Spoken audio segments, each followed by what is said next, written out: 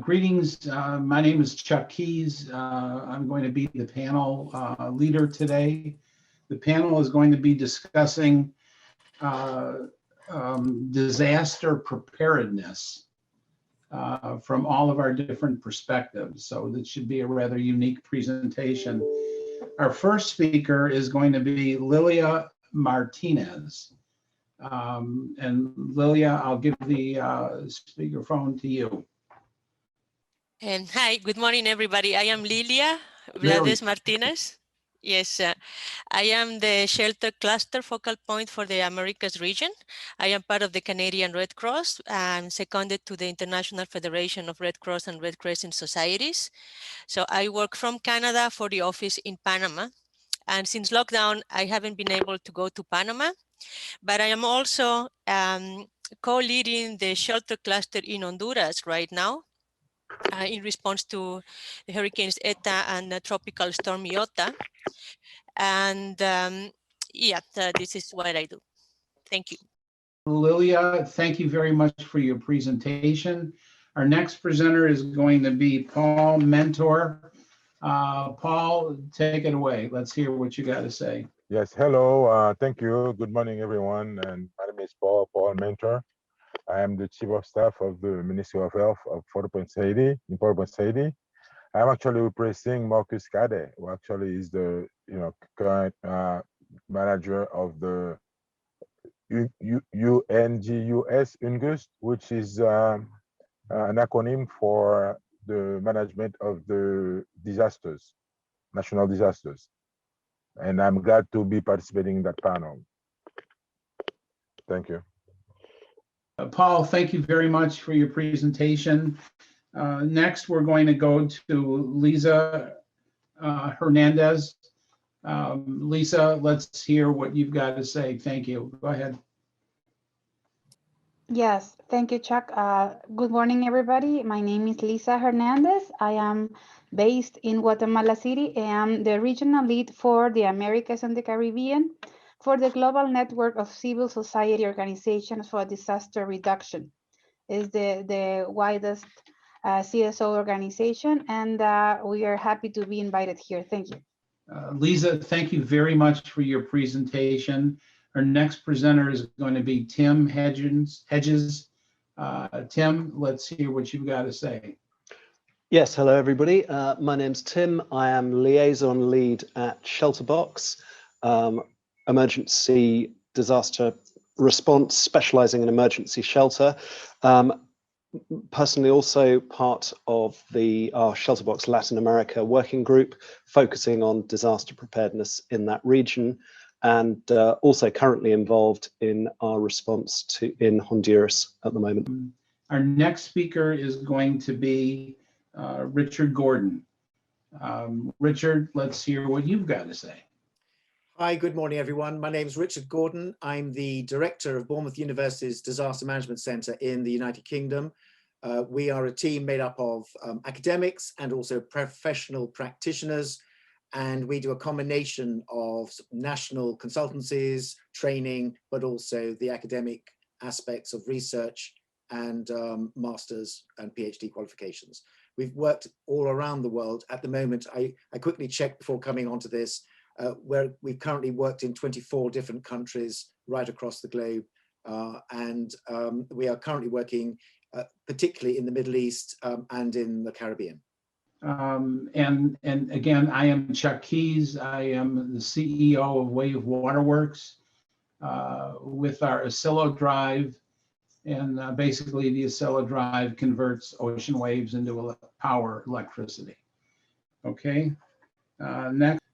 Tim, your question is going to be relative to how do we get the Ndmas, civil society, and the humanitarian sector to work together for disaster relief? Yeah, it's one of the things I think that we recognize quite frequently in many different contexts, but especially where there is a rapid onset major disaster, you have multiple different layers of coordination. You obviously have the the local response, then quite often there's a national government response. And then frequently on a different time scale, overlaying that, you'll have the international NGO response coming in. And what I've seen is that quite often all those different levels operate in parallel, but not always interconnecting. And I think it's a really interesting question from a sort of preparedness perspective on what we as a sector, civil society and so on generally, can do to try and enhance communication, coordination, and ultimately better collaboration between those various layers, so that in the event of disaster, you have one efficient response rather than potentially multiple different responses, either working in isolation or sometimes even working against each other. Interesting. Is there like a magic formula that you have to bring diverse people together to work on a common issue like a disaster? How do you get them all thinking on the same page? I think it's very difficult. I mean, one specific example that I can think of was in the Bahamas. I nearly said last year. That goes to show how time is compressing during lockdown. The year before last, after Hurricane Dorian, where the private sector, who were obviously sort of there on the ground, living through the process, had a really efficient and very rapid sort of response set up, but completely really unaware in the first instance that there was a separate sector-led, cluster-led process going on. At the time, I think the only thing one is able to do is try to encourage communication between the groups and to get them talking, to get them aware, whether it's dragging somebody along to a cluster meeting or taking somebody along to, where the private sector is doing their thing, just to raise that awareness. But what I'd be really interested in is if anybody has any thoughts on how we can sort of build that awareness or build those links before the disaster happens, because otherwise obviously you're spending essentially wasting a lot of potentially valuable time to get to the stage where everybody is talking to each other. Tim, what you're talking about, that has to be a monumental task. Okay, then Lilia, who should be leading the preparedness efforts into what we're discussing here? Well, maybe before I go into that, I'd like to talk a little bit about the cluster system, because that's where I work at, and Tim mentioned that before. So the whole idea of the cluster coordination system is really to avoid these parallel systems working, sometimes duplicating efforts and so on. And yeah, so basically there are 11 clusters, in the humanitarian response, and the shelter cluster is one of those. So my role is really, before there's a disaster or before there is a response, basically my role at regional level is to coordinate and to get in touch with NGOs, UN agencies that may be responding to a disaster in Latin America and the Caribbean, and trying to get them talking to each other, and especially talking to the governments and the communities. So yes, my response to who should lead, for sure, it would be it needs to be locally driven. And there's this, we talk about localization, but it's really, I think our role in coordination would be more to identify who are the local leaders, and really to gear our responses towards supporting what is in place and is working well, and be flexible enough to adapt to it, and give the support that is needed, instead of trying to provide a one-size-fits-all solution or even recommendations. Okay, how do you, just out of curiosity, so you have political differences in countries. How do you get all the groups to work together? You know, for example, in the United States, the Democrats and Republicans are at each other's throat all the time. So if you had a country like the US to deal with, how do you overcome that?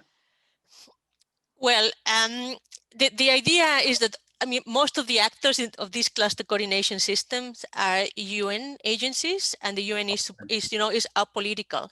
I am part of the Red Cross. We are completely apolitical. We, the National Red Cross Societies work directly with communities, and it's part of our mandate not to engage in this political, not to take sides politically. So for us, it's very important to maintain neutrality in the work that we do. And I mean, if I can give an example, what we are doing in Honduras at the moment, we are obviously part of this coordination system, the cluster system, and we really try to talk directly with municipal governments, and and regardless of what political party they belong to or what political party they support. Richard, relative to national preparedness, and also relative to Hyogo and the Senda Accords, what are the efforts that we're really focused on? Yes, thank you, Chuck. I think that the issue that I want to try and address, the previous two speakers have been speaking, as it were, from one side of a mirror, and I want to speak from the other side of the mirror. So the side that Tim and Lilia have been speaking on have been very much on the side of the international humanitarian response. A lot of our work overseas has been working with the national governments and their different agencies, trying to prepare them to receive and coordinate with and respond alongside the international aid agencies when they come in. There's always been the great fear amongst governments that humanitarian assistance is done to them rather than alongside them, and so on. And that's why what Lilia was saying about the clusters is so important, because the cluster is where the humanitarian aid agencies are rightly grouped together. And within a national government, they will also have their own form of clusters to try and bring people together at either the national or the regional or even the local level. So I think we're looking at two sides of a mirror here, and my side is the governance issue of the receiving country. And I suppose one of the points I wanted to make is that a key issue of governance is right now that we see in, not all over the world, but in many countries. It's a failure to convert many of the national and international funded reviews and studies and protocols that donor agencies have done in these countries. And I include in that Hyogo and Sendai Accords. People have signed these pieces of paper, but it's become a different issue about turning those signatures into national legislation that's transposed and implemented by ministries right across national life, from the national level down to the regional, down to the local communities. I think it's probably the prayer of every international aid agency that they deal with a government that has this kind of attitude. And indeed, from a national point of view, responsibility for disaster preparedness and risk reduction should reside with senior civil servants and their ministers as part of day-to-day governance.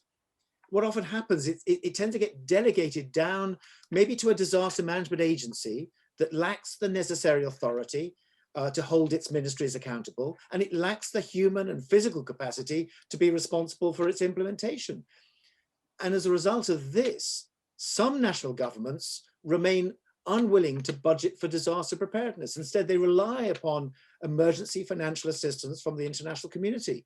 And this is at a time when developed nations are experiencing economic difficulties. Many are considering making cuts to their overseas aid budgets.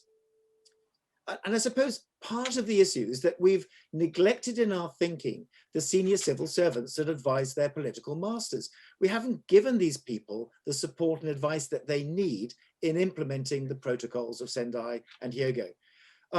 Most training and enabling seems to be targeted at the emergency responders, and that's right, and maybe at middle-ranking civil servants in disaster management agencies. But we've got to get behind these civil servants, these senior ones whose task it is to advise political masters. So, as I say, many internationally funded studies, reports are developed, announced, heralded, but remain unimplemented, unadopted, and untransposed. Politicians come and go, but senior civil servants remain for the long term. And I just want to make up one second point. I think there's a related issue to this. Governments generally accept the need for a national disaster risk reduction platform. That's why they signed things like Hyogo and Sendai. And this indeed has resulted in the creation of various types of national disaster management agencies. But these agencies are frequently situated within a specific government ministry. And this has perhaps led to a perception amongst the other ministries, oh, that's great, the task of disaster risk reduction has been successfully outsourced to that agency. We are now released from our responsibility and accountability for risk reduction activities. And therefore, it's not uncommon for both the roles of a national focus and a national platform to be delegated down to that agency. And this can create an expectation capacity gap regarding the responsibilities, tasks, and skill sets required of such an agency. Listening to all of us talk, and I know what we're all thinking, and there is a synergy here as we start thinking about preparedness for disasters. And it's starting to come together like we're all saying almost the same things, but differently. So that's just my feeling so far. And now let's turn to Paul. Improving people's preparedness down at the local area versus the national focus. Talk about that. All right, thank you. What I would say is that for us, we have a lot of things that we need to do to improve people's preparedness and consequently the community's preparedness. First of all, I think that one of our challenges is to have to cultivate a disaster mitigation mindset. That means that we have to develop a formalized but flexible hazard mitigation plan and also stocking emergency supplies and equipment, which has the potential to save lives, protect property, and reduce costs associated with disaster recovery. And as you know, in a country like Haiti, with scarce resources, financial resources, and shortages of human resources, this is something that this is a very big challenge for us, actually, to implement. But secondly, we have to engage the community in emergency preparedness. I'm sorry, which is the resilience depends on knowledge. And now it's difficult to respond effectively to a situation where we have allowed yourself to consider. Yet very few people want to think about worst case scenarios. But in some cases, planning ahead even encounters resistance, as some may feel that resources could be better used in other areas of government. And this is a reality because sometimes, it is like a debate inside the government in terms of which that should be put in a department like the Ndmas, for in terms of preparing disasters or risk reduction. And sometimes this debate go far beyond the government. Sometimes the civil society also wants to say something about it. And thirdly, also we have to develop mutual aid and assistance agreements. Mutual aid and assistance agreements between agencies, organizations provide a mechanism for the immediate deployment of emergency support before, during, and after a crisis.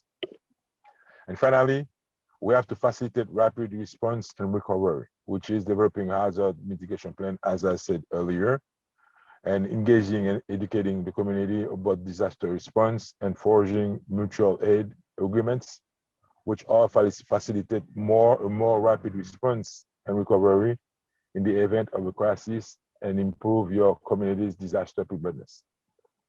So that's the way we see it on ourselves. Paul, thank you very much for your comments. Next, we're going to go to Liza Hernandez.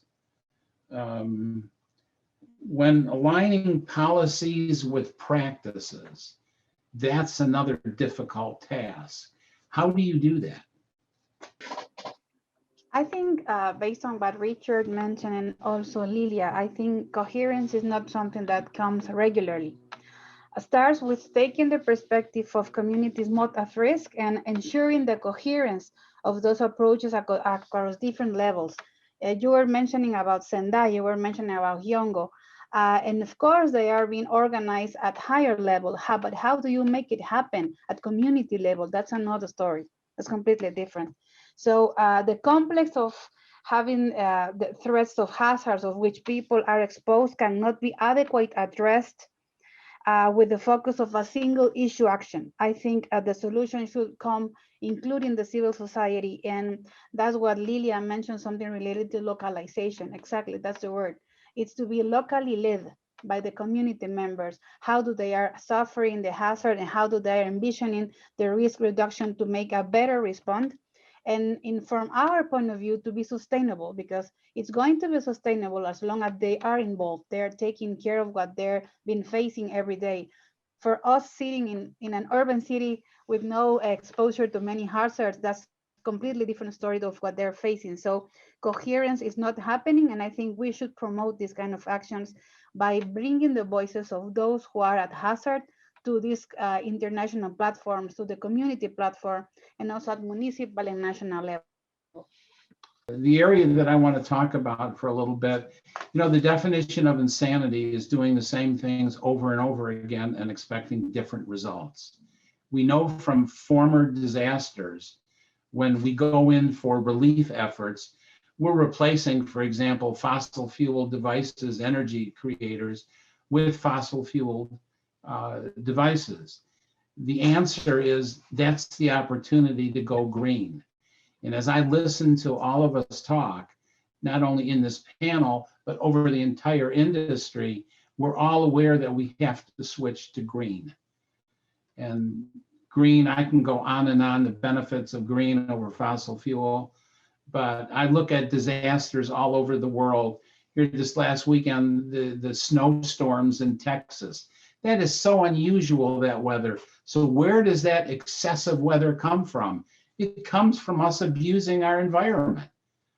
And we're getting a repeat of the same disasters over and over and over again. And the time has come for us to address it. What we have put together in the Asilo Drive is basically what we call a green life raft, where we put together portable barges that are powered by the energy that they create, and they can be sent anywhere to supply power.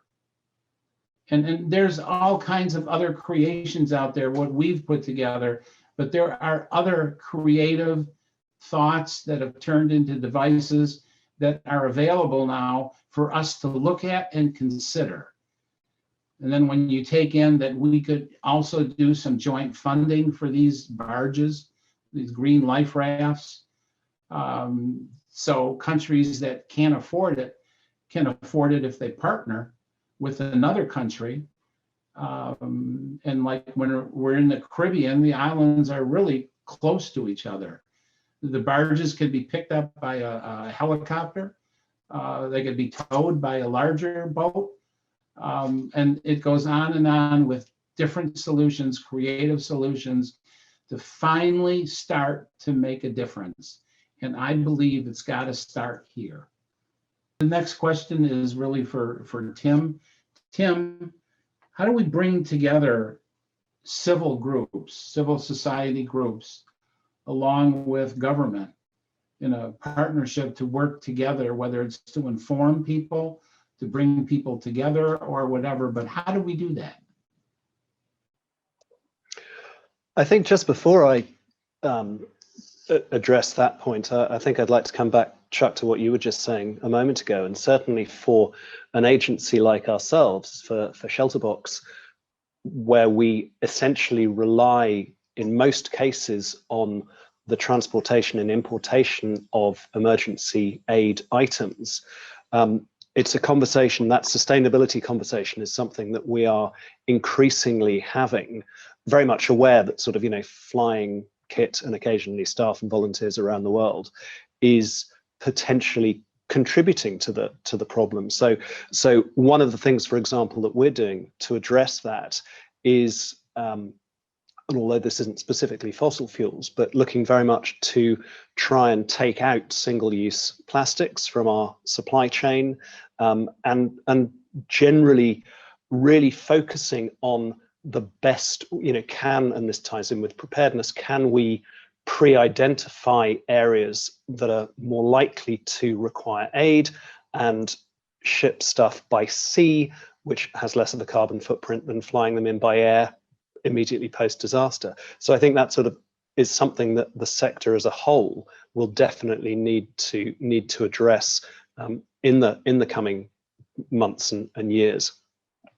Specifically on the point though, and I'm sure Liza probably has some views on this as well from a civil society perspective. At ShelterBox, we work very closely with Rotary, amongst other organisations, and we're very familiar with the wonderful work that civil society organisations do on a, you know, week in, week out, daily basis. We deal specifically with disasters, but we know that's a short-term process. And what we often see is civil society groups like Rotary clubs and so on, having projects which then are interrupted by disaster. They change their focus. They will quite often assist us with disaster response, very different to their normal day-to-day project. And then once that sort of recovery phase is completed, they'll go back to their original projects. Now, there's nothing wrong with that at all.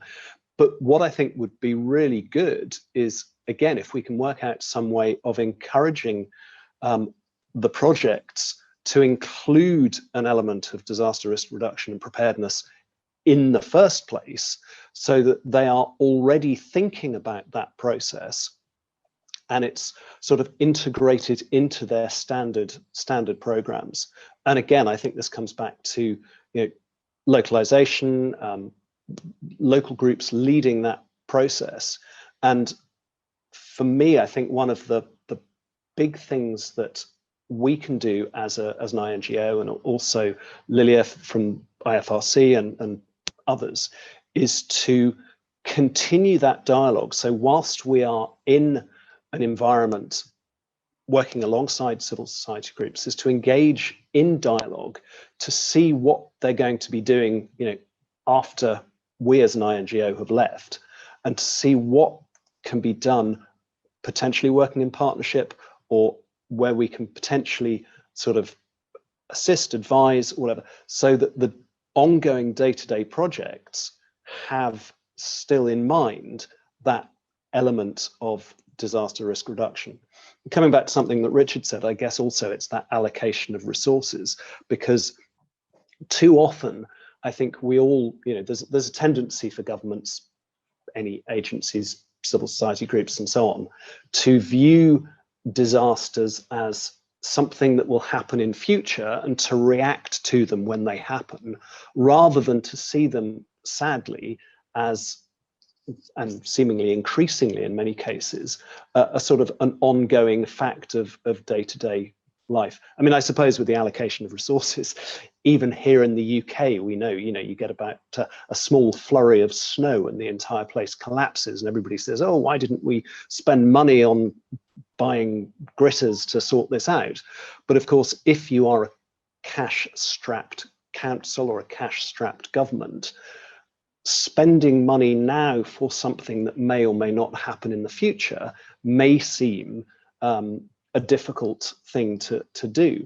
But I think it's a false economy not to. And I suppose, you know, tying those themes together is bringing in a sort of disaster risk reduction focus to day-to-day projects, rather than viewing it as a complete pivot away from your normal business, if that makes sense. Mm-hmm. Okay, thank you, Tim, for your comments. Now let's go to Liza Hernandez. how important is it to recognize local contents, local context? Because the issue is different for the local versus the national perspective. So how do you do that with disaster relief planning? Well, Chuck, I think it's vital that the experience of different challenges faced by people across the world is used to inform not just global frameworks and national policies, but also approaches at local level. When including the perspective of communities in planning the response of DRR, an initiative is guaranteed to be sustainable. We have an example of one of GNDR longest projects, Views from the Frontline. It's been implemented for the past 10 years and actually have strengthened the inclusion and collaboration between different actors at different levels. Civil society, but also government, but also other stakeholders like private sector and even the government agencies, of course.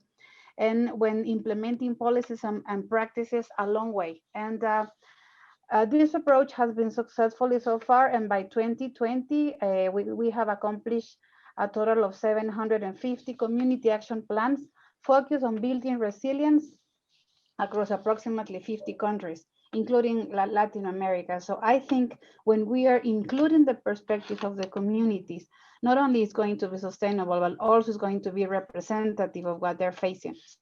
So I think that is important. How do we need to engage and why do we need to include it when planning DRRs? Liza, thank you very much for your comments. Now let's look at Paul. Paul, what are the roles and responsibilities of civil society in disaster relief efforts, disaster relief planning? Thank you. Based on our experience, the roles and responsibilities of civil society in disaster risk reduction are clear. First of all, it should contribute to policy analysis, policy making and strategy formulation at different levels, international, local, or subnational levels. It should be also achieving a substantial reduction in disaster losses, would require a whole of society approach that supports changes in societal and individual behavior. And also it should be assisting in the implementation of localization of DDR policies in collaboration with national and local governments, particularly in fragile states with limited formal institutional capacities. Another one is, which I think it's developing innovative approaches, good practices, participatory methodologies, and new type of multi-stakeholder partnerships, which is very important, I guess. And also should be enhancing the inclusion and meaningful participation of vulnerable, marginalized people or disproportionately impacted by disasters to ensure DDR interventions. And lastly, I think civil society should also strengthen certain based knowledge, exchange, and sharing of good practices, including promoting localized learning and brokering the integration of local wisdom and indigenous knowledge of external technological and scientific knowledge. Lilia, how has the pandemic influenced in how we deal with disaster relief efforts? Thank you, Chuck. Well, first of all, from the point of view of shelter, as in from many other points of view, this pandemic has revealed already, existing inequalities and existing vulnerabilities. And we noticed that, at least in my region, households that were living in precarious conditions also got hit the most, and they were mostly affected by the pandemic. And it has also shown the importance of shelter and the house as the place where you weather this, you weather a crisis and you weather something like COVID-19. So, I mean, shelter and settlements are not just, I mean, shelter is not just a place to sleep, you know, it's basically, it's your base. Yeah, it's, you know, the place where you feel at home, and, you know, that's a place where you are secure. And then if that is not secure enough, you know, if that is, you know, that's already in a precarious condition. So what is your basis? How can you weather any crisis, including the health crisis? In the case of the operations, well, we noticed that because there were so many restrictions, for example, of movement and travel, and even though we had this idea that we should promote localization, but actually this time we really had to focus on localization and identify potentials and, you know, local leaders, and see how we could actually really support them, because there was no way to do the business as usual humanitarian response, international humanitarian response, I mean. And so with this, we realized that there were some agencies, for example, that were already working with communities, and they were much, you know, they were more attuned with the communities they worked, so they could understand their needs better. And many of them were able to adapt the way they worked to what actually the communities needed. So, you know, there were examples, for example, one of the NGOs I work with, they traditionally work in housing construction. You know, they try to prevent the proliferation of slums. When the COVID-19 hit, they had to change that, and they changed to communication campaigns, you know, raising awareness of, you know, hygiene measures and all that. They had to stop the traditional operations, but they continue supporting the communities.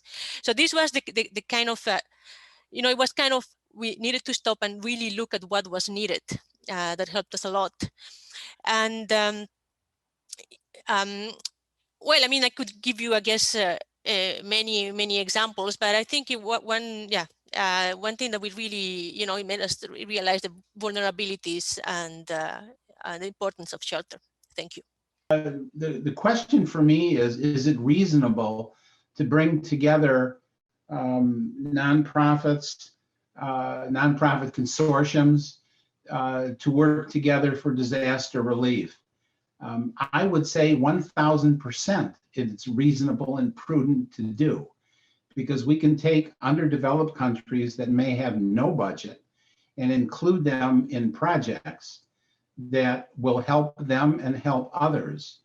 But the buy-in of many nations together in a group holds a lot of political power, and it affects a great many people that can afford, or countries that can afford, and one that can't. I mean, if you get small countries or nations working together, and you put their funds, whatever it is, whatever their funding is, you put it together. So now you've got a sizable block of money that you can move equipment around from one area to another. For example, another great purpose of the Green Life Raft, it can be moved.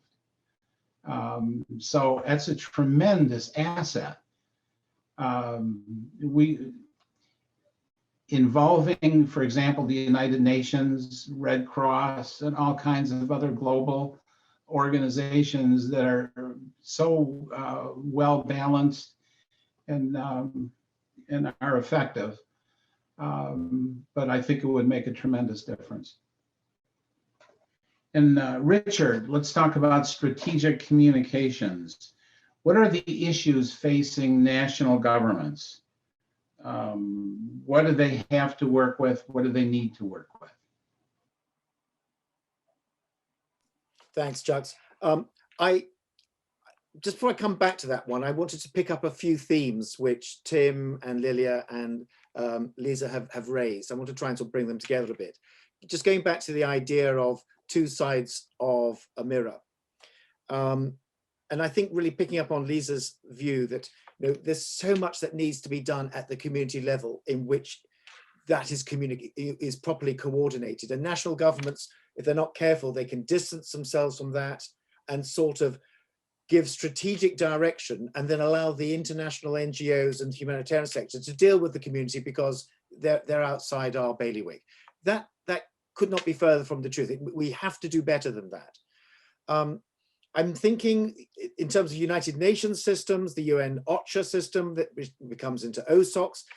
You have all of these on-site operations coordination centers, we have the clusters.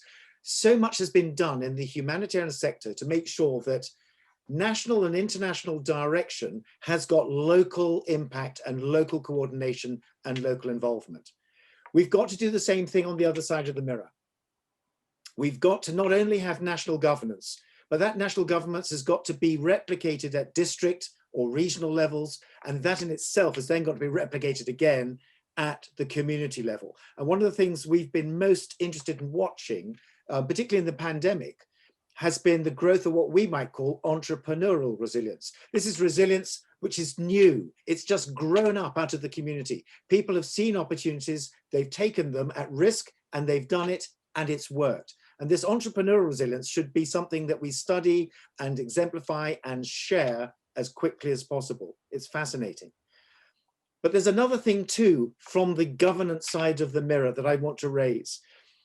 The international aid community often come to a government and say, we're going to bring you aid. What are your systems for dealing with this aid? What's your national emergency management system look like? How does it work?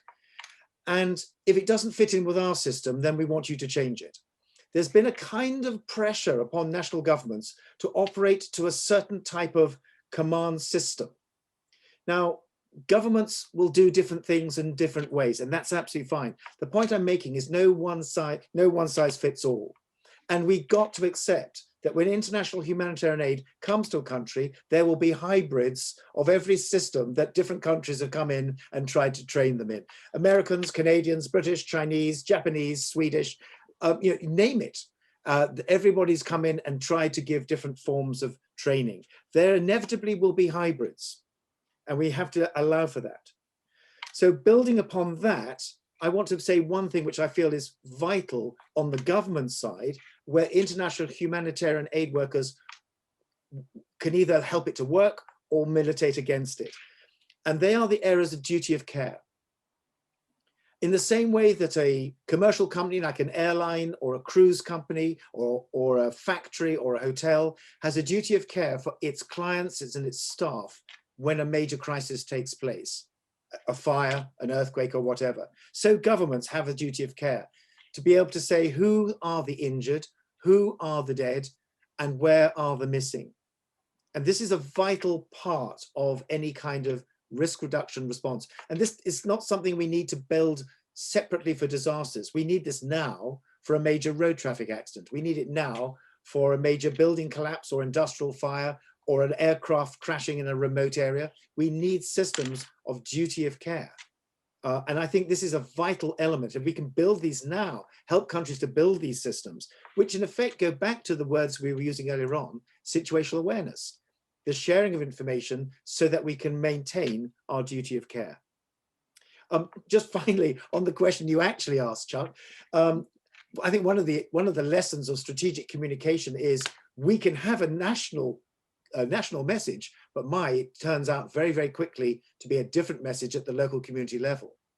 And that's because communities are listening to social media, they are listening to a wide range of alternative voices. So although the government message may have been clear, local interpretation of that message may be very different.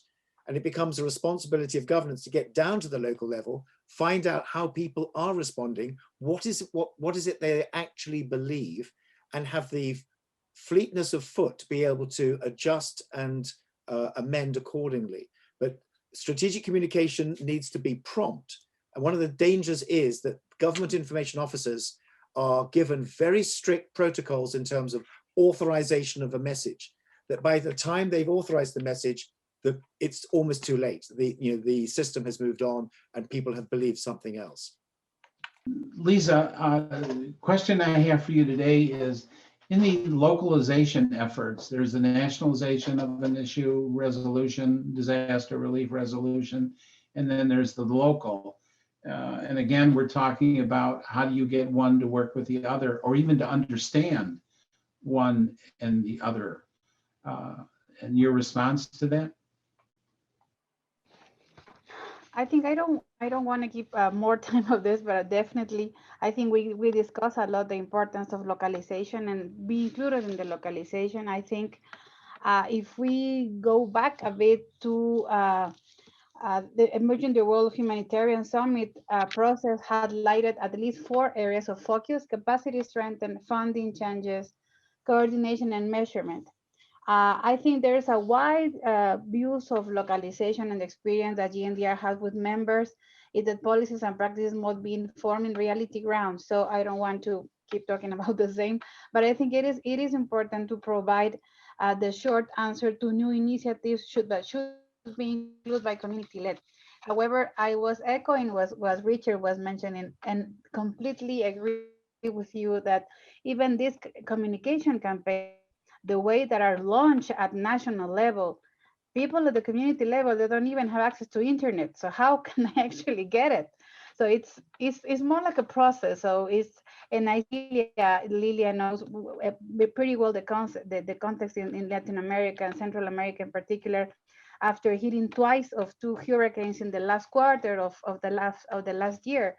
People were not even recovering during COVID. So even the localization presents a challenge for us as agencies and also as civil society entities, because it's easy to say, but that's the most important at this moment is how do we actually engage with people at local level that normally are not part of the regular kind of people that get engaged in these huge communities and are part of the community response. So I think localization is also changing the way of regular business is doing. It's also, we need to adapt. How do we envision localization to actually people that have no access to internet, that has to walk 3 or 4 kilometers to reach to the next health center, and they're able to do it with no money to transportation or no transportation allowed. Those kind of challenges, I think it needs to be faced with collaboration within the communities, but also local authorities. So to be actually this community or in these communications, big campaigns can actually reach those that are in a vulnerable situation.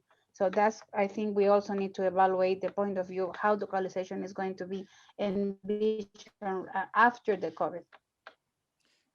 Chubbs, can I just add something to what Liza said? I think what she said is absolutely brilliant. And it adds a little bit onto what you were asking a moment ago about strategic communication.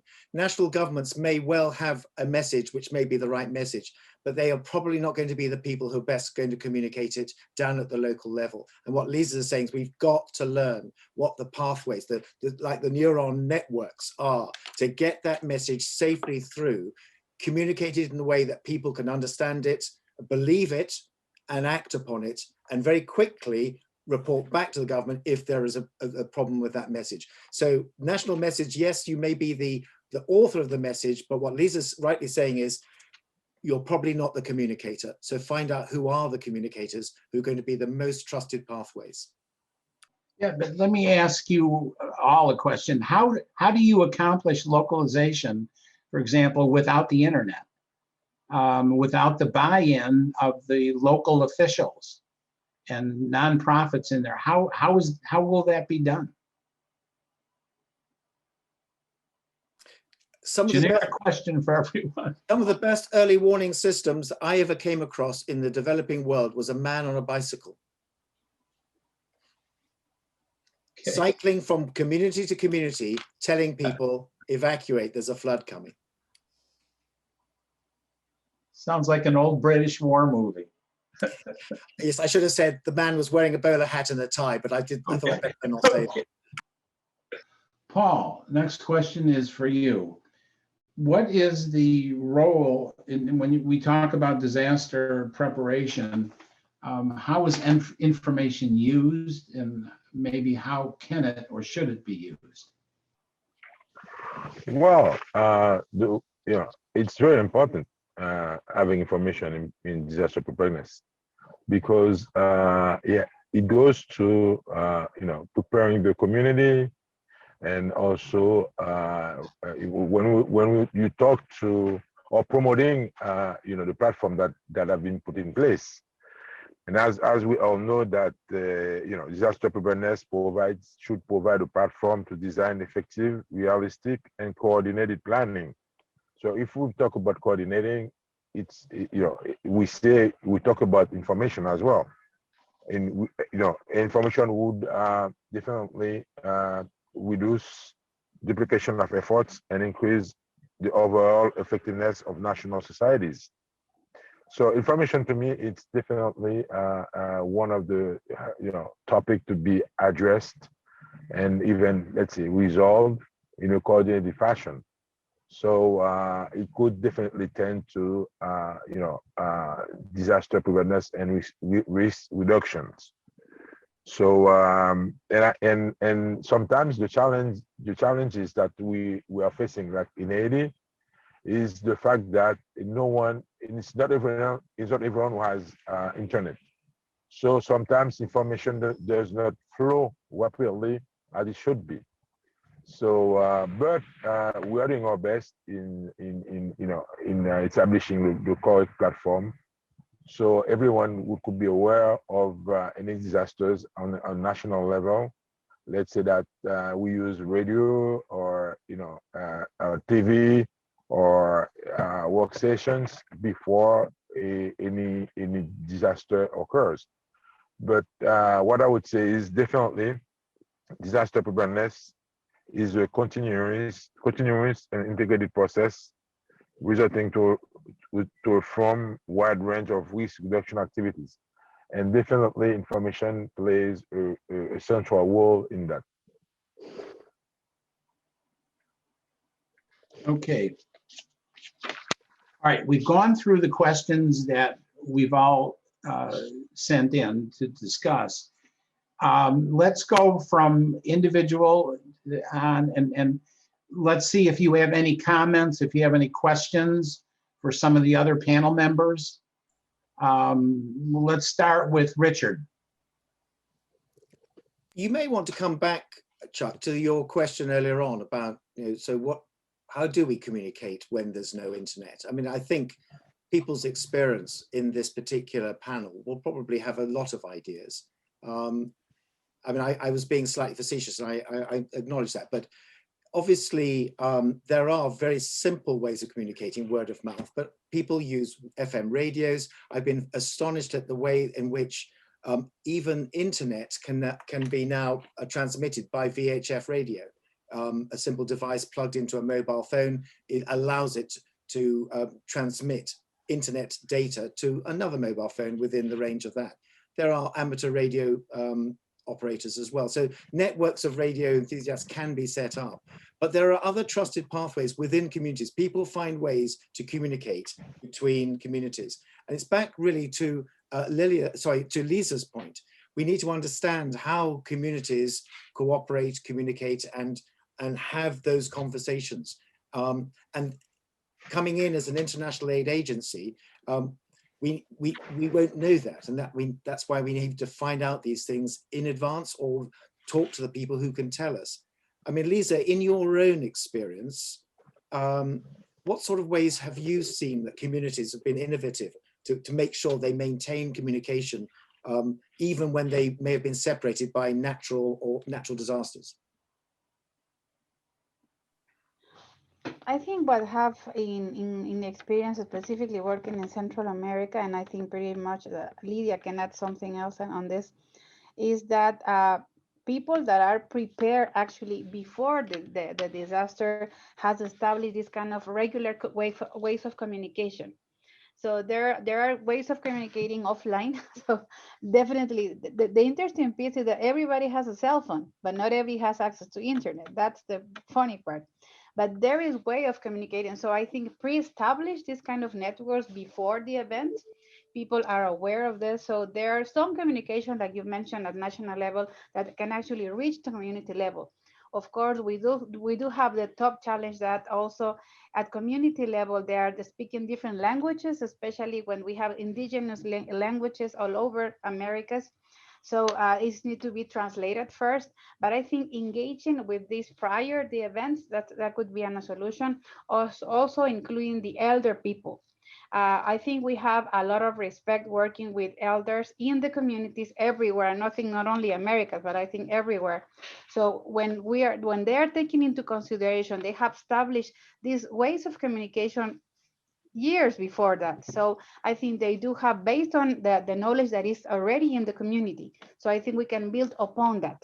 We can add some technology, we can bring some other ideas, but I think respect what is established already and use the already lines of communication that has been at community before we even get there, and will be right after we leave it. So that's an idea.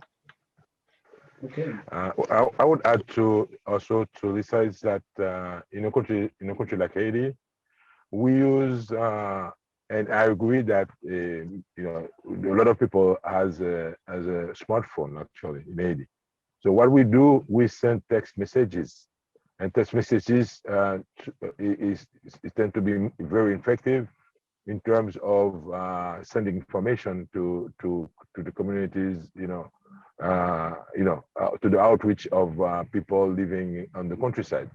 So I think definitely the utilization of mobile or technology or information technology or smartphones or other internet-based platform is one of the things that we are actually using in terms of sending information to the communities. Okay, Lilia, you had a comment you wanted to make? Yes, well, it's not directly directed to this, but I've been reflecting a little bit of there's a difference in timing. I mean, I think well, where in the sector where I work in is the immediate response. So results need to be shown like relatively quickly. But when we are talking about disaster preparedness, disaster risk reduction, the efforts to understand how communication networks, the efforts to understand how communities behave and all that, they take a long time, and you won't see the results immediately. And on top of that, you also need to maintain this sort of information, this sort of understanding. And I think in this is very important to consider what Paul mentioned before, the importance of education. So yeah, educating children, for example, in disaster preparedness and all that, you will see, you won't see the results maybe for the next 20 years, but these are the people who will probably in the future will be demanding more from the government. And I don't really want to go too political here, but I mean, these are, investing in education are measures that won't have immediate results, but really, in the long run will create the basis for an improved awareness and improved understanding, so that, it would be easier to conduct all these disaster risk reduction and preparedness efforts. Okay. This particular panel is a unique panel. I don't know really what the other panels are doing, but if any of you are interested, if we could like submit a paper to each other talking about what you do, and maybe we could find ways of working together during the year, or communicating and transferring ideas, information, recommendations. I mean, I don't know where it can go. There's only 6 of us, so just an idea that I had. I think, just jumping in a moment, I think that's a really good idea. I've been, I guess, unsurprisingly, pleasantly surprised, if that makes sense, at just the level of commonality, I think, between everybody's thoughts and concepts here. Right from what Paul was saying in Haiti context, different contexts, but common themes throughout. The importance of getting down to the sort of granular community level, the challenges that brings, and the importance of the local context. And I think, therefore, if we take this for the future, all these common themes, we are addressing similar problems. So yeah, that makes a lot of sense. To address a direct question from Richard on the strategic communication element. As Paul said, smartphones or mobile phones are pretty ubiquitous, but something that we have found, certainly post-disaster, is that actually the power source is the problem, and so the charging potential is limited. Subject, Chuck, that I'm sure will be close to your heart. What that means is that people don't turn their phones on all the time, and so really sort of old school have it in, and something that could be done in advance as that preparedness planning, have set times when public information messages will be relayed via text. Really basic, but it does ensure that it actually, the message does get through. Paul, I want to thank you for your talk. And then also, I just want to thank all of the panelists for their comments and their work that they're doing in disaster relief efforts throughout the world. And I also would like to invite others in this conference. I want to try and keep in contact with as many of us as we can, and maybe form our own group where we could meet, for example, on Zoom or whatever, and discuss updates, things that we're doing, maybe even ask each other for help in a given area, or maybe we know someone that can help them in that area or this area. And I think that would be a great idea, just exchanging information. That would be the purpose of it. Again, thank you very much. Have a great week, great life. Stay safe. Thank you.